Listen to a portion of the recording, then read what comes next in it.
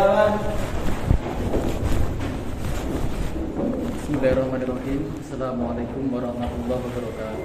Waalaikumsalam warahmatullahi wabarakatuh.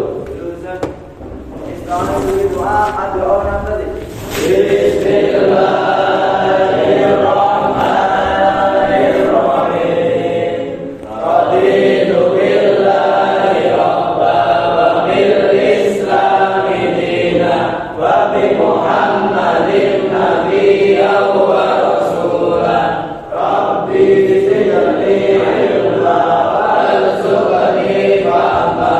Amin ya rabbal alamin. Bismillahirrahmanirrahim. Selamat pagi anak-anak kelas 12 Ariyada. Di kesempatan yang cerah ini kita semua masih semangat ya. Hari ini hari Senin, kita baru saja melaksanakan upacara bendera. Semoga jiwa nasionalis kita selalu terpupuk sehingga kita betul-betul bisa mencontoh para pahlawan, sehingga kita menjadi pahlawan, yaitu pembelajar sepanjang hayat, yaitu akan terus menuntut ilmu mulai dari buayan sampai liang lahat. Tolong yang rapi duduknya dan buku paketnya bisa dipersiapkan. Baiklah, saya absen. Fadila Siddiq Pradana, Muhammad Khairul Ardiansyah, Muhammad Salik Murtado. Materi pelajaran kita hari ini adalah tasawuf amali dan falsafi. Bab 1 yaitu apa ini? Bab 1 memahami akhlak tasawuf amali dan falsafi. Namun pada pertemuan kali ini kita fokus membahas tasawuf amali. Tapi sebelum kita mulai, kita di madrasah ini punya amalan yang menjadi ciri khas, yaitu apa? Zikrul ghafilin. Dan selain itu kita juga melakukan tahlil dan seterusnya. Dalam zikrul ghafilin ada 50 aulia yang kita tawasuli. Dan perlu kita ketahui bahwa semuanya adalah tokoh tasawuf.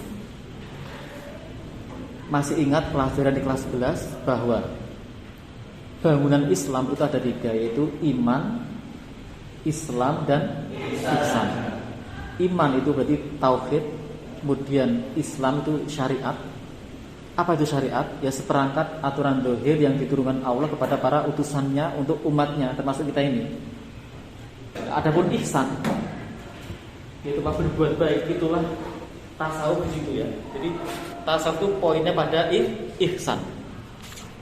Nah, ada tokoh tasawuf namanya Imam Ghazali.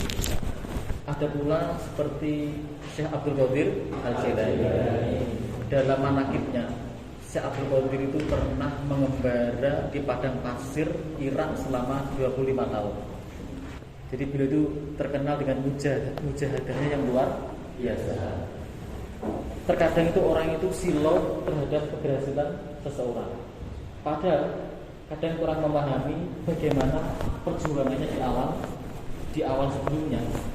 Makanya kita tuh harus apa? Jangan silau dengan keberhasilan seseorang, tapi terpiculah dengan keberhasilan seseorang.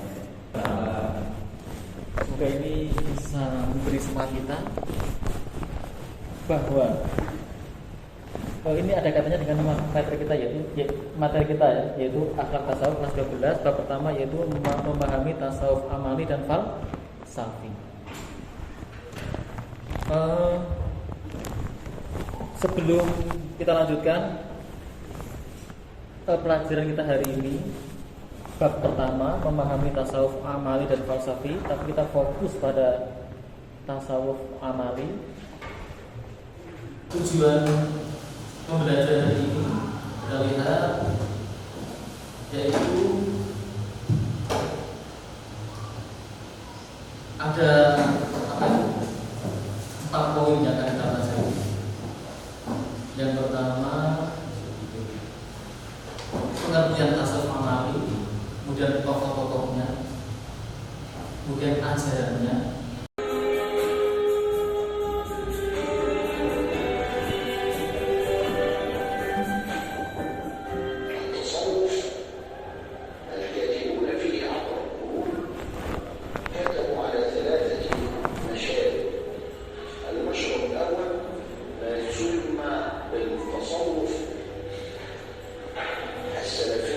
Dari video tadi mungkin ada di antara kalian yang menemukan kata-kata asing.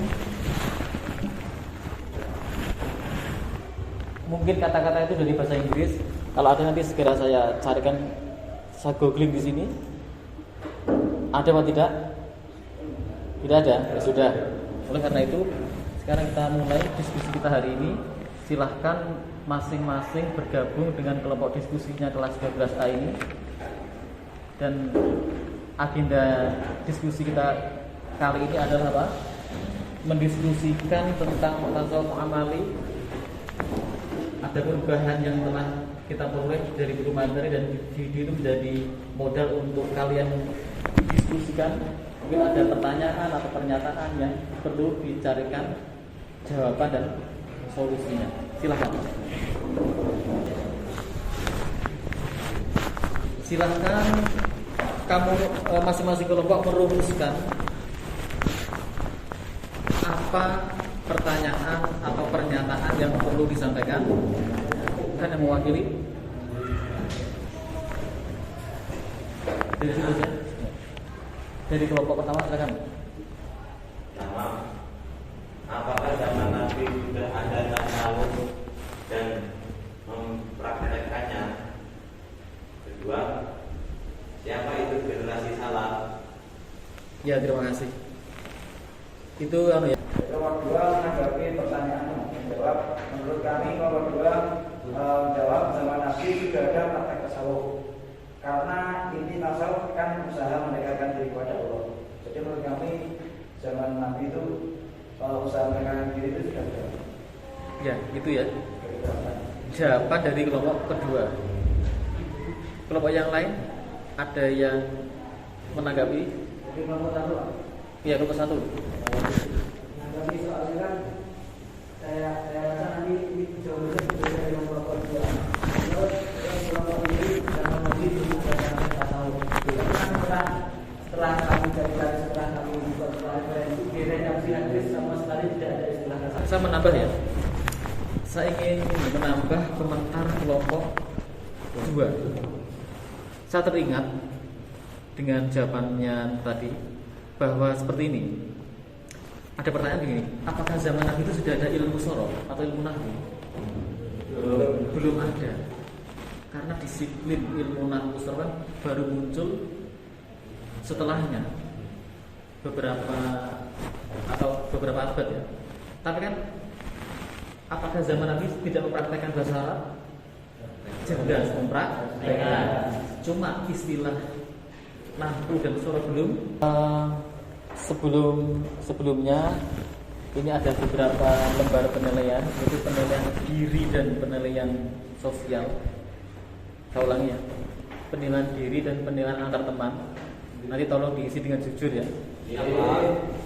Silahkan kembali ke tempatnya masing-masing dan meja kursi yang kurang rapi silahkan dirapikan ya. Jadi ini ya, hubungan antara iman, Islam dan ihsan. Iman itu pondasi, Islam itu bangunannya atau tiang dan temboknya, ataupun ihsan apa? Ini ihsan itu berdiri di atas pondasi yang kuat.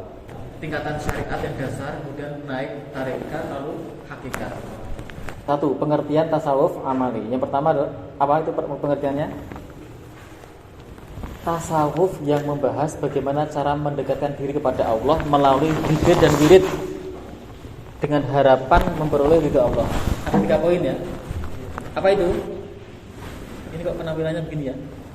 Yaitu apa? Cara mendekatkan diri kepada Allah. Yang pertama. Poin kedua, melalui zikir dan wirid. Yang ketiga, untuk mendapat ridha Allah. Jelas ya? Ada pertanyaan? Karena gini ya, kalau dalam kehidupan nyata belum tentu orang yang terlihat secara zahir itu ahli ibadah, banyak ibadah itu lebih utama daripada mereka yang terlihat biasa. Umpama sholat ya, setelah sholat ya biasa zikirnya, nggak sampai berlama-lama. Itu belum tentu lebih mulia yang ahli ibadah yang awal tadi. Karena mungkin saja ya, yang ahli ibadah tadi apa? Punya penyakit hati. Dan sebelumnya nanti ada tugas. Saya harapkan dari kalian ini tugas individu ya. Tugasnya coba ditulis. Lihatlah atau tontonlah ceramah Ustadz atau Syekh Ali Jum'ah yang berjudul 3 Madhab Aliran Tasawuf di channel Sanad Media. Nanti silahkan kamu tulis hasil penelitian kamu, apa isi ceramahnya dan seterusnya. Nanti diharapkan 1 minggu maksimal itu sudah terkumpul tugasnya. Ya. Sebelum kita akhiri, saya menutup dengan sebuah kisah, yaitu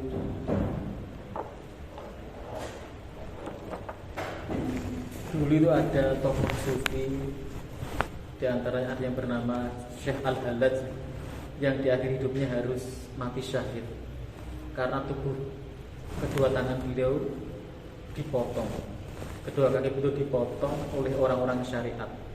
Karena orang syariat menuduh kalau Al-Halaj ini telah keluar dari syariat Islam. Karena apa? Orang syariat mengatakan Al-Halaj ini telah menyebutkan Allah, atau malah mengatakan bahwa dirinya adalah Allah. Dari peristiwa nyata ini kita bisa mengambil pelajaran bahwa tokoh-tokoh sufi seperti Al-Halaj, Syekh Ibnu Arabi itu semuanya kekasih Allah. Ajarannya itu betul.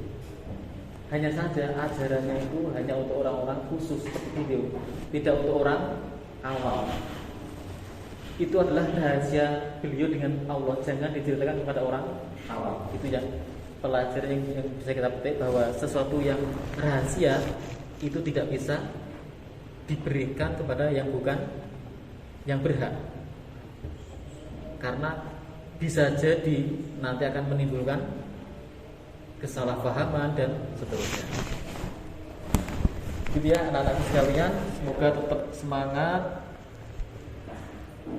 Sebelum kita akhiri, ada pertanyaan? Tidak ada ya.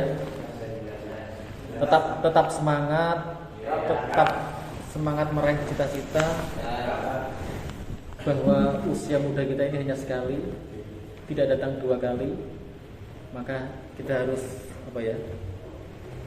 ada hadis itu ya, bahwa kita harus memanfaatkan 5 perkara sebelum datang 5 perkara. Masa muda sebelum tua, ini sacak ya.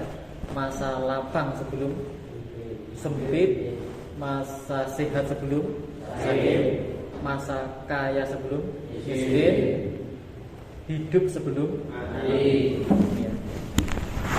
Baiklah, marilah kita akhiri pelajaran pada hari ini dengan bacaan hamdalah.